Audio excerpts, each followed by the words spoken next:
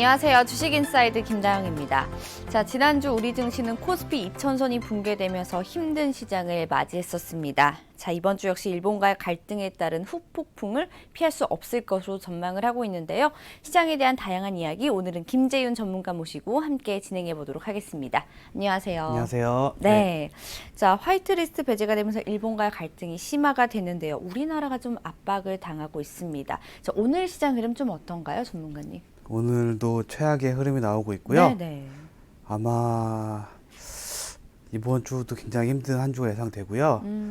지금 현재 좀 차트를 볼게요. 네. 예, 지금 상황을 보시면은 환율이 오늘만 해도 좀 많이 올랐어요. 네. 1,200원 가볍게 깼고요. 네. 올해 최초로 1,200원을 깼거든요. 그렇죠. 예, 이렇게 환율이 무너진 이유에는 아무래도 이제 원화 가치에 대한 하락, 예, 아무래도 한국 경제가 앞으로 힘들어질 것이다. 이러한 거에 대한 원화의 매도에 의한 원화 가치 하락에서 나온 거고요. 네네네. 이러한 환율 때문에 지금 외국인들이 코스닥, 코스피 양 지수 매도를 하고 있어요. 그래서 지금 간단하게 보게 되면은 외인과 코스피 같은 경우에는 외인과 기관 모두 매도하고 있고, 아니 코스피는 기관이 방어를 하고 있긴 한데요. 네네. 외국인이 초반부터 굉장히 많이 매도하고 있고요. 코스닥 같은 경우에는 외인 기관 양매도 나오면서 네. 개인이 매수를 하고 있지만 역부족인 모습입니다. 그래서 코스피 차트를 지금 살짝 보면요. 네네. 지금 현 구간이 보이시죠? 지금 하락을 너무 많이 해가지고 네. 지금 이 구간에 와 있어요. 보이시죠? 네. 1970선입니다. 저점. 예, 2000선을 가볍게 깨가지고 1970선까지 왔습니다. 결국은 2014년 수준까지 내려온 거예요. 예, 원래 일국의 경제라는 게 성장은 계속 하기 마련이거든요. 네. 미국 증시 차트 보면은 계속 상향해요. 중간중간 조정이 있을지라도 상향을 하거든요. 근데 우리나라 같은 경우에는 이렇게 되면은 거의 4년간의 상승이 거의 무의미한 걸로 판매를 난 거고요. 거의 4년 전에 옛날에 박스피라 불렀던 거 기억하시죠? 그렇죠. 박스피. 예, 딱 그 구간까지 내려온 겁니다. 그래서 2000선을 이제 넘기 힘들어지는 그런 상황이 올 수도 있어요. 네네. 그래서 이런 거는 코스닥도 마찬가지예요. 코스닥도 보시면은 지금 600선을 깨려고 하는데요. 네. 2017년 이후에 가장 이제 최저치 가는 거고요. 말 그대로 그 문재인 정부 시작 전 그 지점까지 내려가게 되는 겁니다. 그래서 어떻게 보면은 증시가 성장을 했지만 지금 이 상황 보면은 이 구간은 아무것도 아니었던 거예요. 예, 결국은 제자리로 오게 된 거고요. 정말 걱정입니다. 네. 이제는 증시를 걱정할 게 아니라 증시만 걱정해야 될 게 아니라 정말 실물 경제에도 어느 정도 영향을 미칠 수도 있을 것 같아요. 네네. 이만큼 시장에서 심각하게 받아들인 거 보면은 좋지 않습니다. 네. 예. 코스닥 같은 경우에는 거의 2016년 수준까지 내려왔고요. 지금 여기서 더 내려가면은 이것도 마찬가지로 2014년까지 내려가는 겁니다. 네네. 그래서 코스닥 시장 자세히 보면은 정말 성장이 굉장히 더뎌요. 근데 그나마 2015년부터 중국 관련주랑 기타 여러 가지 반도체가 굴기를 하면서 네. 좀 상승을 많이 했었는데 모두 다 반납하는 모습입니다. 네. 다소 과한 면이 없지 않나 싶긴 한데 제 생각에는 더 빠져도 지금 상황에서는 뭐 이상하게 볼 이유는 없을 것 같고요. 네. 당분간은 굉장히 힘든 증시가 될 것 같습니다. 네. 자, 우리 시장은 뭐 저점을 좀 기록하면서 힘든 시간 지금도 보내고 있습니다. 월요일 시장부터 좀 좋지 않은 흐름인데요. 이번 주 역시도 쉽지 않을 것 같습니다. 대응책 단단히 좀 세워두셔야 할 것 같습니다. 시장 이야기까지 들어봤고요. 지금 아무래도 시장에서 가장 큰 이슈는 일본과의 무역 분쟁, 또 화이트리스트 건이 아닌가 싶습니다. 자, 한일 분쟁 수혜주가 있죠. 저희가 네. 뭐 애국 테마주라던가 여러 가지 종목, 업황들이 있는데 이걸 다시금 한번 계속 지켜봐야 하는 이유가 있을까요? 지금 주식시장에서 가는 종목이 이 종목밖에 없어요. 특별한 모멘텀이 예, 없죠. 나머지는 다 못 가고 있어요. 네네. 그렇기 때문에 그나마 지금 주식을 계속 하시는 분이라면은 이런 종목밖에 관심을 둘 필요가 없습니다. 네. 둘 수밖에 없습니다. 그렇죠. 애초에 이런 종목 외에는 지금 뭐 많이 빠진 종목 위주로 한다? 더 빠질 수도 있어요. 그렇기 때문에 지금 매매를 굳이 하시겠다면은 네. 개인적으로 지금 뭐 매매를 굳이 하기보다는 좀 떠나 있는 게 좋긴 한데 음.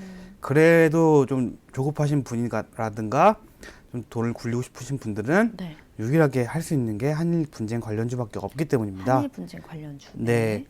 그리고 일단은 백색 국가가 제외가 확실히 됐잖아요. 그렇죠. 이게 제외 혹시나 하는 마음에 제외 안 될 수도 있다. 음. 이러한 시장에 살짝 기대감이 있었어요. 네네. 그런 것 때문에 그 금요일 전까지는 조금 시세가 좀 조용했었거든요. 그렇죠. 근데 제외가 딱 되고 나서부터 이제 본격적인 시동을 걸고 있는 모습이고요. 네네. 그리고 지금 불매운동도 굉장히 격렬해지고 있잖아요. 그렇죠. 예, 지금 정말 서로 눈치 보고 있고 뭐 여행도 진짜 많이 줄었다고 하고요. 네네. 유니클로는 매장 한 2개가 문을 닫는다고 하고, 맞아요. 네, 그리고 여러 가지 이제 음.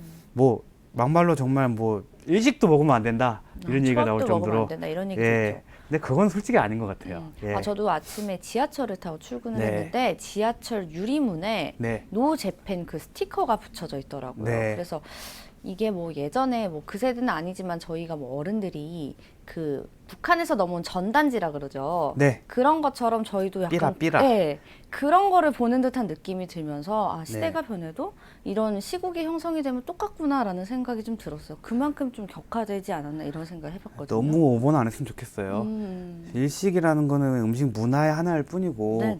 일식이라고 해서 뭐 자재나 음. 로얄티가 일본으로 들어가는 게 아니거든요.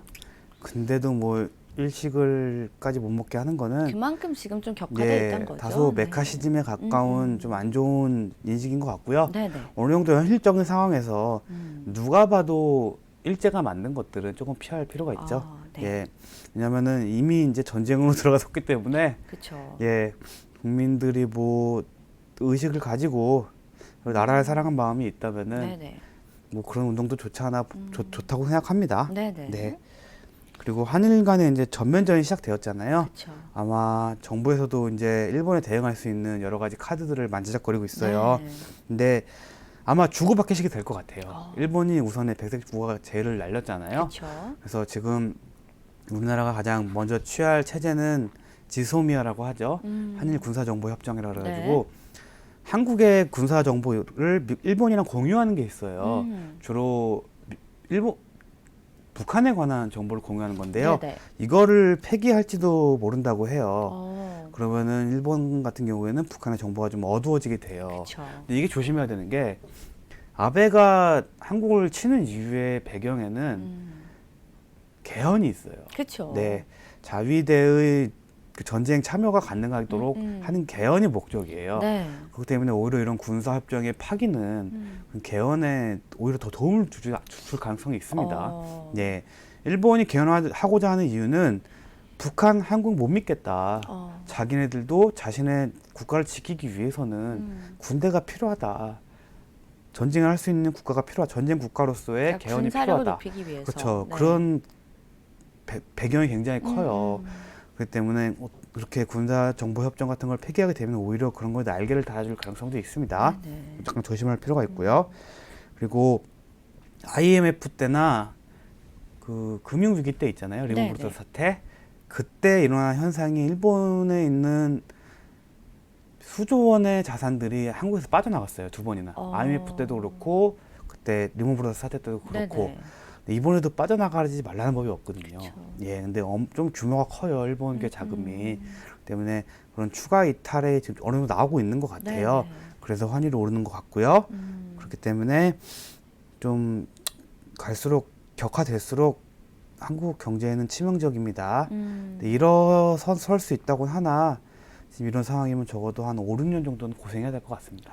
네. 네. 근데 만약에 5, 6년을 지나서도 저희가 좀 독립적으로 좀 성공한다면은 다시 좀 밝은 미래가 오지만 만약에 이 4, 5년, 5, 6년 안에 해결을 못한다면은 그 우리나라 같은 경우에는 후진국까지는 아니더라도 침체기가 좀 오겠죠. 그렇죠. 좀 어설픈 국가들 네. 있잖아요. 예, 좀 성장하다 만 국가들 그런 국가로 전락할 가능성이 있기 때문에 네. 저는 대한민국의 국민으로서 나라가 걱정이지. 매우 걱정이 됩니다. 네. 네. 자, 그리고 그리고요. 아무래도 소재 관련주들이 많잖아요. 네, 그쵸. 반도체 소재라든가 화학 소재들 때문에 정부가 좀 이제 추경 예산 통과했겠다. 네. 이런 예산들을 통해 가지고 소재 관련주들 관련해 가지고 이제 투자를 한다고 해요. 네네. 예, 근데 뭐 눈먼 돈이 아니었으면 좋겠어요. 예, 투자라는 게 그렇잖아요. 일단은 성공이 확실히 안 되더라도 일단 돈을 투입하는 건데 그렇죠. 굉장히 쉽지 않은 길이에요. 그래서 좀 진짜 말도 안 되는 능력도 안 되는 기업들이 투자를 받아가지고 네. 정말 세금이 낭비되는 일은 없어야 될 것 같고요. 네. 정말 가망성 있는 기업을 밀어주는 게 좋을 것 같습니다. 아니면은 중소기업이 불가능하다면은 네. 차라리 대기업을 도와주든가. 어. 예, 지금은 형평성을 따질 때가 아닙니다. 정말 능력 있는 사람한테 투자를 해서 네. 정말 결과를 만들어야 하는 시기입니다. 어. 그리고 지금 최악의 시장 상황을 달리고 있잖아요. 그렇죠. 예, 지금 그렇기 때문에 지금 주도주가 이런 종목밖에 없어요. 정말 걱정되는 상황은 이런 종목들조차 조정을 받을 수도 있단 말이죠. 그렇죠. 이런 종목들조차 조정을 받게 되면은 진짜 시장의 활력은 전혀 없는 거예요. 한마디로 죽은 시장이 돼버리거든요. 네. 그런 시장이 약간 걱정이 돼요, 저는. 정말 아무도 관심 안 가져주는 시장. 네. 정말 혼기가 찬 노총각처럼 아무도 눈길 안 주는, 예.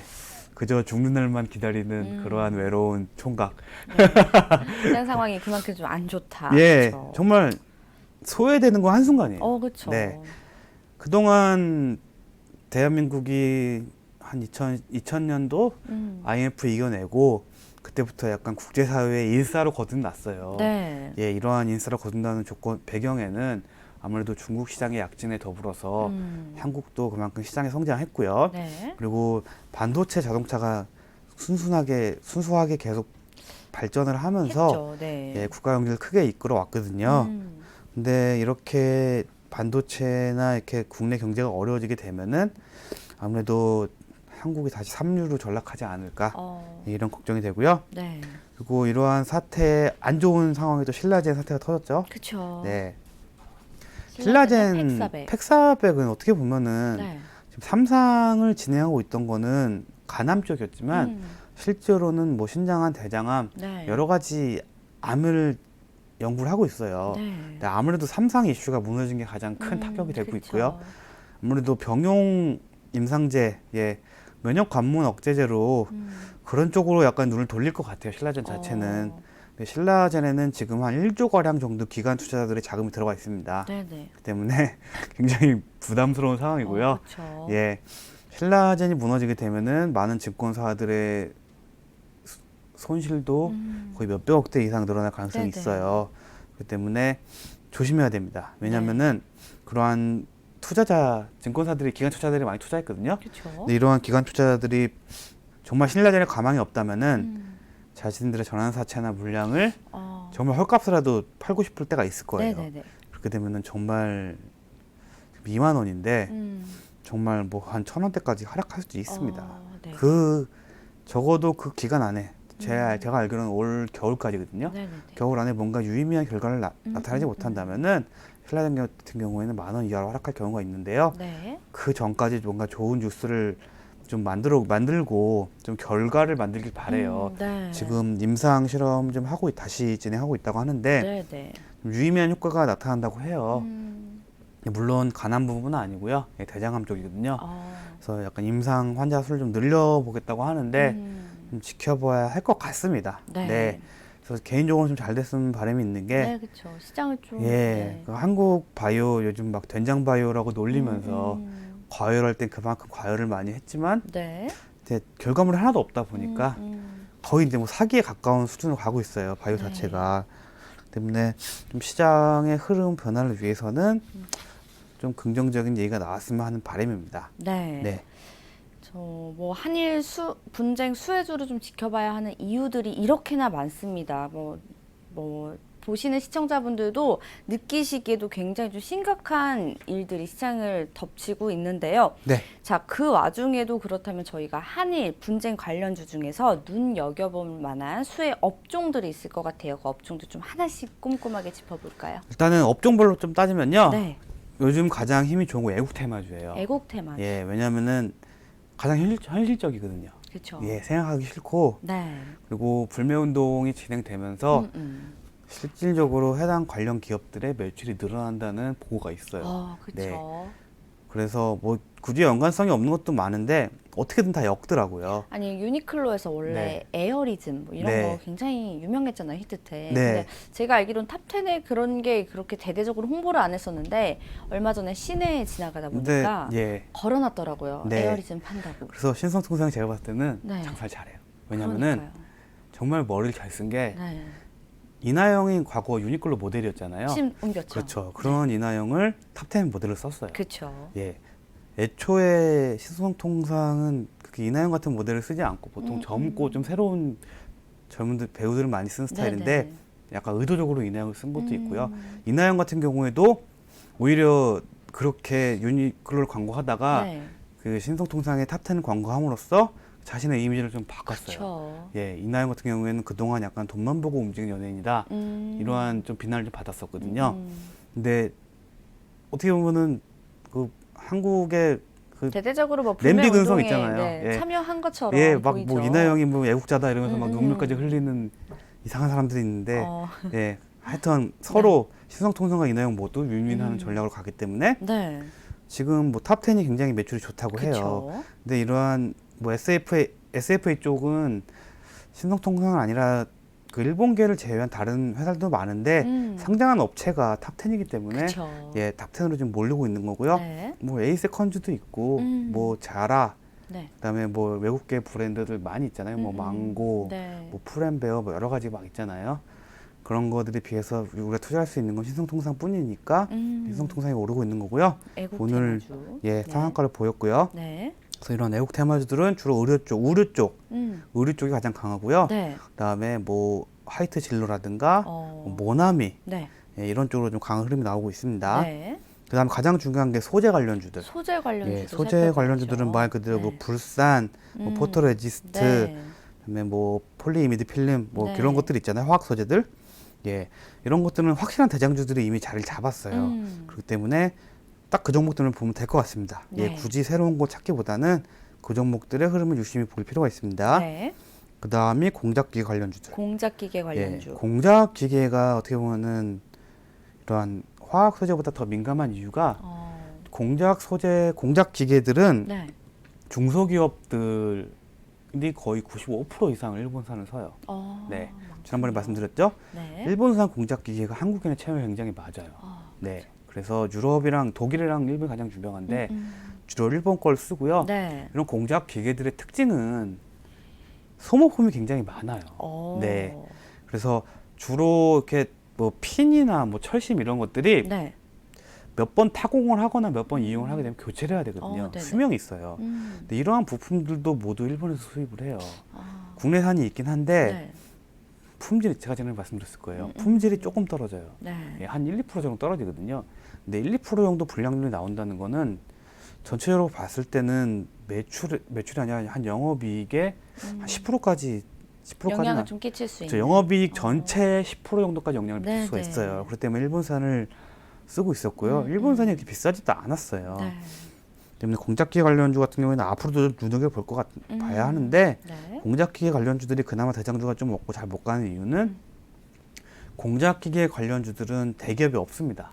예, 그렇군요. 상장한 회사도 많이 없고요. 네. 지금 공작기계 관련주라고 엮인 회사들도 약간 단편적인 상징성을 가졌을 뿐이지 실질적으로 뭐 수혜주라고 할 수 없습니다. 네. 예, 그냥 상징성만 가진 거고요. 그다음에 마지막으로 탄소섬유 그래핀 관련주. 네. 예, 탄소섬유 쪽도 일본이 굉장히 앞서간다고 해요. 예, 그리고 탄소섬유뿐만 아니라 뭐 2차 전지 소재 이런 거 약간 주로 화학 쪽이 일본이 굉장히 앞서가는 것 같아요. 분리막이라든가 이런 쪽. 네. 그렇기 때문에 탄소섬유 관련주, 그래핀 관련주 아직까지는 뭔가 연관성이 크게 찾기 힘든데 네. 그래도 탄소섬유가 일본 화이트리스트에 들어가 있기 때문에 그렇죠. 예, 아무래도 관련주로 분류돼 있고요. 그래핀 탄소섬유 관련주 같은 경우는 이미 큰 상승을 했었잖아요. 네. 그렇죠. 예, 과거에 이미 큰 상승을 했었어요. 네. 근데 최근 조정을 받고 있었는데 그런 조정을 무시하듯이 다시 상승이 나오고 있습니다. 구글제 같은 경우에는 또 오늘 또 크게 상승하고 있고요. 네. 네. 그냥 이런 모습 보면은 그래핀 관련주 크게 상승했다가 최근 좀 하락할 흐름이 나올 뻔했어요. 네. 근데 다시 일본 제재로 엮이면서 다시 또 예, 2차 상승할 수 있는 그렇죠. 참 운이 좋아요. 이렇게 보면 아다리가 맞는다고 해야 되죠. 예, 이렇게 좀 좋은 핀도를 맞춰가지고 네. 상승을 이어가고 있습니다. 네. 네. 자, 지금 눈여겨볼 만한 수혜 업종, 뭐 애국 테마, 소재 관련 공작기계, 그래핀 관련주까지 저희가 좀 얘기를 나눠봤는데요. 자, 그렇다면 업종별 대장주 흐름들 궁금해하실 것 같아요. 차트를 통해서 하나씩 좀 짚어보도록 하죠. 예, 일단은 지금 현재 속보가 떴네요. 네, 코스닥이 드디어 600선을 붕괴하였다. 그렇죠. 네. 지금 코스닥 2.4% 정도 하락하고 있고요. 네네네. 코스피도 2% 가까이 하락을 하고 있어요. 네. 근데 이 문제는 금요일 날 하락에 이어서 하락이 나온다는 거거든요. 추가 하락으로. 예, 네. 지금 자세히 보시면은 이때 6월 중순까지만 해도 730선이었잖아요. 네네. 지금 130선이 빠졌어요. 정말 단기간에 예, 너무 많이, 그렇죠. 거의 20% 넘게 빠졌거든요. 네네. 한 25% 하락을 했어요. 그러니까 6월 중순까지 주식을 보유하고 있던 분들은 이때 산 종목이라면은 지금 평균 마이너스 25%. 그렇죠. 그게 정상인 수준이고요. 네. 그리고 정말로 뭐 4월 달에 매수하신 분, 예, 이때 매수하신 분은 마이너스 40% 정도가 네. 정상인 겁니다. 그러니까 한마디로 지금 주식을 보유하고 있던 분들은 모두 마이너스 40, 50% 정도 돼 있는 게 정상입니다. 네네. 바닥이 안 보이네요, 진짜. 예. 걱정이 됩니다. 예. 그렇죠. 거의 2년 만에 최저치를 기록했고요. 네네. 이번에는 좀 심상치가 않아요. 예. 지금 전저점을 지지를 못 해주고 있다는 거는 네. 더 하락할 가능성이 큽니다. 그렇죠. 아무래도 환율이 너무 크게 상승하고 있고요. 지금 매우 심히 우려가 되네요. 네. 네. 그래서 일단은 방송은 진행할게요. 네. 예. 업종별 대장주를 좀 알아볼게요. 네네. 예. 일단은 웬만하면 대장주 위주로 거래하시는 게 좋아요. 그쵸. 왜냐하면은 다른 종목들은 한 번 언급돼서 상승이 나온 적이 있는데 그만큼 안 간다는 거는 그만큼 해당 종목 인기가 없다는 거고 갈론만 가는 장이거든요. 네. 때문에 보시게 되면은 일단은 애국 테마를 먼저 볼게요. 가장 아까 말씀드린 신성통상. 예, 신성통상. 네. 정말 이때 상승한 게 작아 보일 정도로 큰 상승을 했죠. 그렇죠. 예. 동전주였어요, 신성통상은. 예. 900원짜리가 오늘 드디어 2배를 갔네요. 네. 그렇네요. 100%가 올랐네요. 네. 예. 거의 3개월 만에, 음. 2달 만에 정말 100%가 그쵸. 올랐네요. 네. 예. 2달 만에 100%가 올랐고요. 짧게는 뭐 한 달 만에 100%가 간 거죠. 그 때문에 신성통상 같은 경우에는 마케팅을 잘했다. 네. 예. 그래서 대장주로 자리 잡았고, 원래 대장주는 모나미였습니다. 그렇죠. 근데 모나미가 더 대장주일 수밖에 없는 게, 음. 모나미는 이미 3배가 올랐어요. 예. 정말 시총도 작은 회사고 네. 볼펜 만드는 회사인데 어떻게 모나미가 예, 그렇죠. 시총이 400억이었는데 지금 1200억이 됐어요. 네. 예. 정말 그렇게 그래서 애국 테마주가 그닥 쓸만한 게 없던 거예요. 그때 모나미, 연필, 네. 일본 제트스트림 이런 펜들, 뭐 미쓰비시 펜이라든가 네네. 일본 펜들 있잖아요. 그렇죠. 그런 거 대체하는 펜들. 음. 실제로 모나미 매출이 늘었어요. 예. 어. 근데 뭐 주가가 이렇게 상승할 만큼 늘은 게 아니기 때문에 네네. 일단 모나미가 대장주가 되고 있고요. 하이트 진로 관련주들. 하이트 진로 일본 맥주 좀 안 먹는 거 그런 그렇죠. 관련주들. 예, 그래서 하이트 진로 홀딩스 우 같은 경우에는 저점에서 5배 올랐습니다.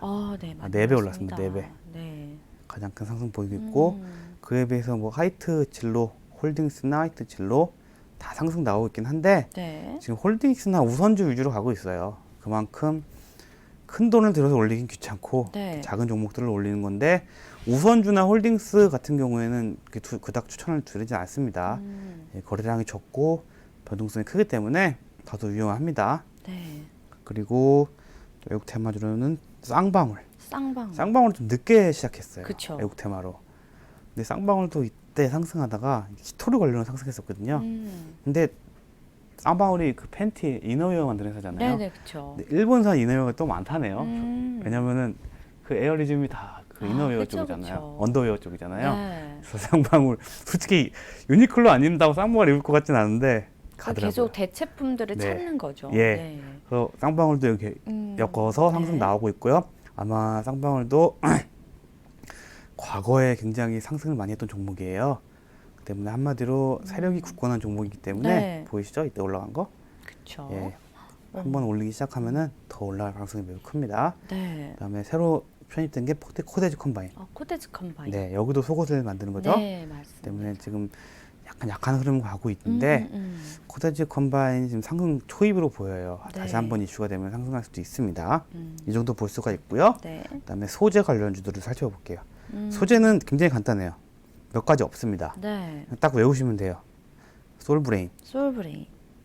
상승하고 있죠. 계속. 그렇죠. 공매도가 거의 3,000원까지 가까이 들어왔는데 네. 다 이겨내고 상승 나오고 있습니다. 그렇기 때문에 공매도가 언젠가는 두 손을 들지 않을까. 예. 그 다음에 동진세미캠. 동진세미캠. 예, 동진세미캠도 화학 소재 관련 기업으로 조정을 받았었는데 네. 금요일날 하이텍스 제외 이후에 기관의 강력한 수급으로 인해서 상승이 나오고 있죠. 네. 그다음에 후성. 후성. 예, 후성이랑 솔브레인은 업종이 비슷한 회사예요. 그렇죠. 화학 종합 화학 회사로서 뭐 식가격이라든가 이러한 불산 네. 이런 관련주가 되고 있고요. 네. 후성 같은 경우에도 큰 상승 이후에 조정을 받았고 화이트리스트 불안감 이후에 다시 상승 나오고 있죠. 네네네. 갈 게 없으니까 가는 겁니다. 그리고 램테크노르지 네. 가장 소재 중에 가장 상승이 많이 있는 종목이에요. 네. 예, 3배 가까이 올랐는데 오늘 사케가 조정을 받고 있어요. 지금 SK 하이닉스에 주로 공급하고 있는데 식가격 관련해서 테스트 진행 중이라고 해요. 네. 그래서 추가 상승 가능하다고 보고 아직까지 시총이 굉장히 작습니다. 네. 1,000억도 되지 않습니다. 그래서 지금 앞으로도 오늘 조정이 나오고 있기 때문에 네. 램테크 같은 경우에 좀 더 볼 필요가 있고요. 그다음에 뭐 SKC 코오롱 PI, 네네. 예, 플리 이미지 필름 관련 갤럭시 폴더업 폰 이제 나오죠. 일본에서 못 받으면 얘네가 납품하는 건데 점유율이 크진 않아요. 그렇죠. 근데 그런 기대감이 올라오고 있긴 한데 네. 제가 봤을 때는 뭐 그닥 좋지는 않습니다. 예, 왜냐하면 정고점 부근 났기 때문에 네. 저항이 나올 부분인데 저항을 뚫어주면 매수할 만해요. 오히려 이런 종목은 34,000원 이상 위로 올라가면서 하는 겁니다. 네. 그 전에 사는 것보다. 그리고 마지막으로 경인양행. 경인양행. 예, 경인양행은 포토레지스트 쪽이에요. 네. 예, 그렇기 때문에 좀 다른 종목에 비해서는 좀 힘이 약하긴 한데 포토레지스트 관련주 경인양행밖에 없기 때문에 좀 네. 주목할 만합니다. 네. 제가 봤을 때는 괜찮네요 지금. 그리고 탄소섬유 쪽은 보면요. 네. 어떤 게 있죠? 일지테크. 일지테크. 예, 제가 그때 말씀드렸던 탄소섬유 유일한 테마주라고 했죠. 네. 금요일날 상한가를 갖고 아, 오늘 갭상 나오지만 좀 힘을 빠지는 모습이죠. 그래요? 근데 이미 뚫어놨기 때문에 네네. 오늘 종가상에 4,500원 밑으로만 안 가면은 또 상승 나올 것 같습니다. 네. 예, 거의 대장주로 인식받고 있고요. 그쵸.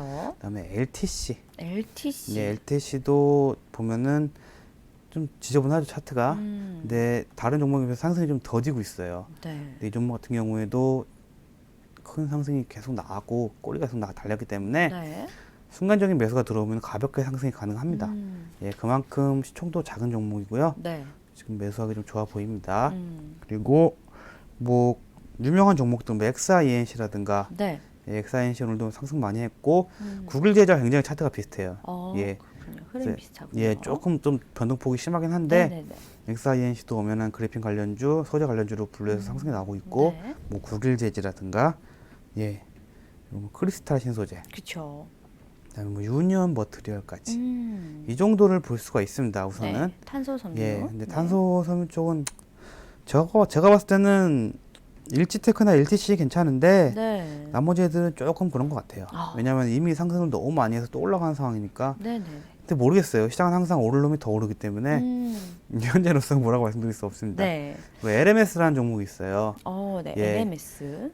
이게 그래픽 관련주인데 네. 시장에서 이렇게 주목을 받고 있지는 않아요. 좀 조용히 올라가는 분위기죠. 이것도 저점에서 많이 올라가네요. 3배나 올랐어요. 네네. 근데 모르시는 분들이 많더라고요. 근데 그래픽 관련주입니다. 네. 그래서 지금 큰 하락 이후에 음. 다시 한번 이제 본래 가격까지 왔죠. 네. 언제든지 한번 슈팅에서 나올 수도 있어요. 어. 근데 좀 이 종목의 특징이 있다면은 네. 다른 그래픽 관련주 갈 때 가는 게 아니라 지 하고 싶을 때 갑니다. 아, 네. 네. 시세 흐름에 좀 상관없이. 특이해요. 네. 그렇군요. 네, 마지막으로 공작기계 관련주도 살펴볼게요. 공작기계. 공작기계가 굉장히 쉬워요, 보기가. 네. 왜냐면은 관련주가 정말 대장주가 몇 개 없어요. 아, 그래요? 서암기계공업, 서암기계공업. 네, 그다음에 화천기계. 네. 화천기계는 언급 참 많이 했죠. 그렇죠. 네, 조국 문영수석 네. 관련주로도 분류되었는데 조국 쪽은 일단 버리고 기계 쪽으로 가는 분위기예요. 네. 예. 그리고 우림기계가 있는데 우림기계. 우림기계가 참 상승이 좋았다가 여기서 보면 소수지점 소수 계좌 거래 결정 종목 나왔죠? 네. 이 얘기는 한두 사람이 긁어 모았다는 얘기예요. 근데 이런 공시가 나오고 나면은 3, 4일 정도 빠집니다. 네. 근데 그러다가 한번 급등이 나올 수도 있어요. 그래서 우리 미국에는 좀 관심 줄만 해요. 네. 왜냐면은 누군가 거금을 들여서 사놓은 종목입니다. 네. 그리고 관련 실수혜주. 네. 원래는 공작기계 중에서 코세스라는 종목이 있는데 코세스요. 이제 이 종목이 어떻게 보면은 실수해주긴 해요. 근데 좀 주가 상승이 좀 덜하죠. 네. 항상 그렇잖아요. 네, 정말 실수해주보다는 정말 관련이 시장에서 얘기가 네. 나온 종목들이 잘 그쵸. 가잖아요.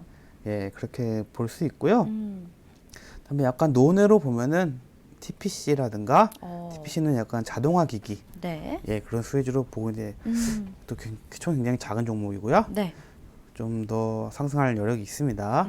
그다음에 뭐 유지인트, 네. 이거는 정말 무섭게 가죠. 예. 또 로봇 관련주인데요. 네네네. 크게 이슈 안 받고 굉장히 상승 많이 하고 있어요. 경고 종목이에요. 근데 이 종목 같은 경우에는 네. 좀 무섭습니다. 아, 그렇군요. 근데 이런 종목이 더 가더라고요. 아. 예. 추천은 못 드리는데 네네네. 관심 주셔야 됩니다. 네. 그다음에 GV. 그렇죠. 예, GV라는 GV. 종목이 있는데 정말 엄청나게 해먹은 종목이죠. 네.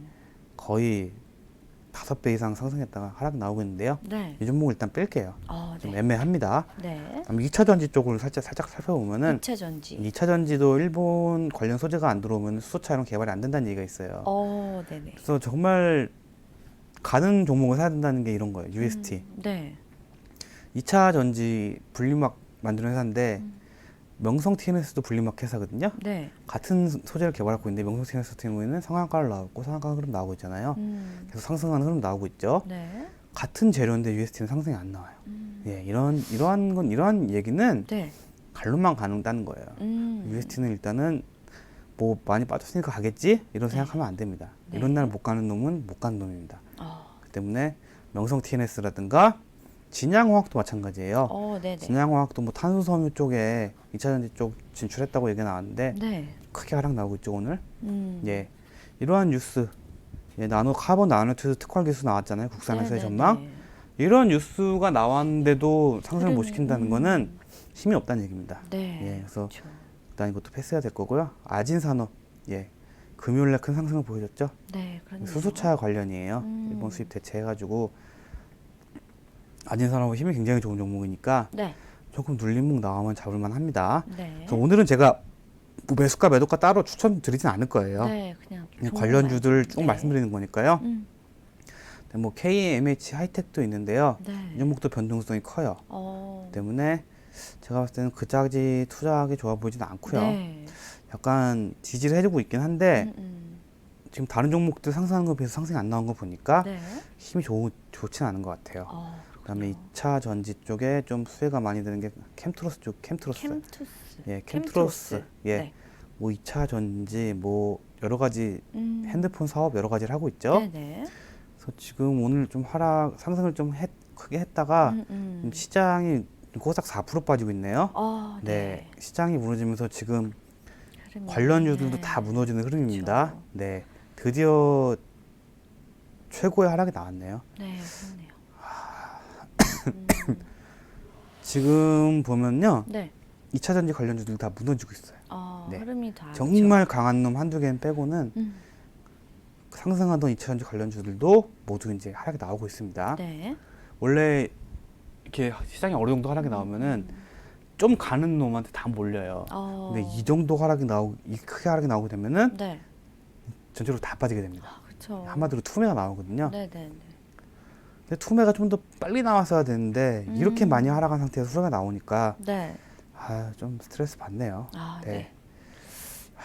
정말 걱정입니다. 네. 방송을 하는 중에도 2%가 빠졌어요. 계속 빠지고 있네요. 네. 이제 자, 아무래도 네네. 이제 개인 투자자들 대규모 손절이 나올 것 같고요. 마지막으로 SN텍 네. 좀 뒤늦게 합류한 수혜주인데요. SN텍. 네. 지금 굉장히 강력한 모습 보이고 있죠. 그렇죠. 정말 얘기하면서 시장을 보고 있는데 답답하시죠? 답답한 정도가 아니라 네.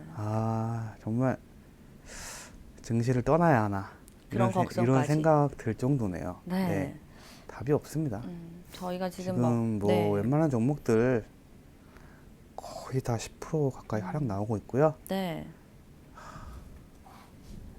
이래도 오늘 뉴스에는 안 나오진 않겠죠. 이 정도면 9시 토픽으로 나와도 될 감인데 네. 정말 심각합니다. 네. 지금 저희가 뭐 속보로 좀 말씀을 드렸듯이 시장 흐름이 방송하는 와중에도 계속 좀 빠지고 있습니다. 코스닥 같은 경우는 굉장히 좀 많이 빠졌거든요. 모멘텀이 없는 시장에서 한일 분쟁 수혜주 저희가 좀 이야기를 나누고 있는데 전문가님조차도 시장을 좀 걱정을 많이 하시는데 개인 투자자분들은 좀 대응책이 많지 않으셔서 더 걱정이 많으셔서 오히려 이런 한일 분쟁 수혜주에 좀 더 관심을 가지고 계신가 아닌가 이런 생각이 듭니다.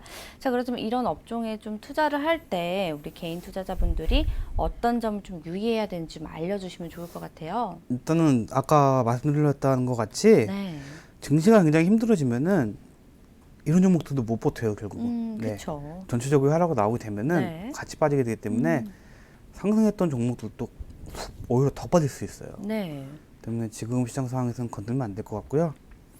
그리고 대장주 위주로 거래하는 게 좋고요. 네. 그리고 일본의 추가 제재가 또 나올 수도 있어요. 조심할 필요가 있고요. 네. 어렵네요. 네. 네. 그렇죠. 그래서 제가 일단은 이제는 바닥 다 왔으니까 좀 참으라는 말은 못 드리겠습니다. 네. 예. 정말 좀 당분간 주식 시장을 떠나보는 것도 괜찮을 것 같고요. 이게 잘 생각해야 되는 게 신용장고 있잖아요. 네. 빚내서 투자하는 신용장고. 신용장고가 금요일 전까지는 안 빠졌어요. 예. 그렇게 제가 한번 보여드릴게요. 네. 코스닥 신용장고가 유난히 높거든요. 차트를 한번 볼게요. 볼게요. 네, 마지막으로 살짝 볼게요. 보시면은 정말 이때부터 하락 어마어마하게 나왔잖아요. 그렇죠. 근데 이 구간까지도 신용장고가 거의 역대 최대급이었어요. 그래요. 근데 금요일 날 신용장고가 빠지기 시작했거든요. 근데 아마 오늘 이 정도로 빠졌으면은 아마 내일 반대 매매가 좀 많이 나올 거예요. 그러면 내일 장 초반에는 또 한 2, 3% 하락하고 시작할 수 있습니다. 근데 문제는 하락한 이후에 올라올 수 있는 힘이 있느냐 없느냐의 문제인데 네. 제가 봤을 때는 없어요. 그렇기 때문에 일단은 지금 시장 패닉인 상황이거든요. 네. 그래서 정말 작년 10월이 굉장히 힘든 장이라고 했죠. 네. 이때. 그보다 더 힘든. 예, 그쵸. 이때 지옥 같은 장이라고 했잖아요. 네. 근데 지금 2차 하락 나오면서 그거보다 더 힘들어질 수도 있습니다. 네, 네. 그래서 약간 최악을 상정해야 될 것 같아요. 음. 그래서 개인적인 생각으로는 네. 지금 코스닥 여기 와 있거든요. 네. 이거 진짜 잡을 수가 없다, 지지 구간을. 네, 그렇죠. 예. 의미가 없을 것 같아요. 예. 네. 거의 여기까지 빠졌네. 너무 많이 그렇죠. 저 방송하는 와중에도 계속 빠지고 있으니까 오후장 대응하시기도 너무 힘들고 또 오늘뿐만 아니라 내일 이번 주 내내 또 걱정이 많이 되는 상황입니다. 이렇게 급격한 하락이 나오면 반등이 나오긴 하는데 네. 말이 반등이지 그렇죠. 빠진 만큼 올라가 주진 않거든요. 네, 네. 그래서 일단은 굉장히 암울한 상황이고요. 네. 투자자분들 혹시 지금 현금화를 했고 보유 종목이 몇 개 안 되고 비중이 적다면은 네. 과감히 지금 현지에서는 시장에서 손을 떼는 게 좋아 보입니다. 네. 네. 이럴 때 무리하게 투자하면은 네. 정말 큰일 납니다. 네, 알겠습니다. 그렇다고 지금 갖고 있는 종목이 많이 빠졌다고 손절하기보다는 일단은 물린 건 내비 두시고요. 네네. 새로 들어가서 물리지 말라는 거예요. 그렇죠. 예. 공격적인 뭐 매수나 네. 더 적극적으로 참여하지 말라라는 말씀이신 네, 거죠. 그래서 오늘은 일단 방송을 했는데 네네. 굉장히 마음이 좀 불편하네요. 네, 예, 그렇죠. 네. 여러 가지로. 네, 저희도 뭐 뚜렷한 대응책을 좀 제시를 해드리면 저희도 너무 좋겠지만 네. 지금 시장이 대응을 할 수 없을 지경까지 이르러서 말씀하시는 전문가님도 좀 힘들어 보이시는데요. 오늘 좀 저희 여기까지 진행을 해보도록 하겠습니다. 오늘 좀 다양한 말씀 전해주신 김재훈 전문가님 여기서 좀 인사드리도록 할게요. 감사합니다. 감사합니다. 네, 생방송으로 진행된 주식인사이드 저희가 준비한 순서는 여기까지입니다. 자, 우려했던 모든 일들이 현실로 나타나고 있는 시장 상황입니다. 하지만 손만 놓고 시장을 지켜볼 수만은 없겠죠. 저희 방송 보시면서 오늘 좀 대응 단단히 하셔야겠습니다. 오후장도 좀 힘들어 보이거든요. 대응 좀 단단히 하시고요. 자, 저는 잠시 후 이어지는 오감만족으로 다시 인사드리겠습니다. 슬기로운 투자 생활은 ITBC와 함께 ITBC 채널 좋아요와 구독 꼭 눌러주세요. 시청해주신 여러분 고맙습니다.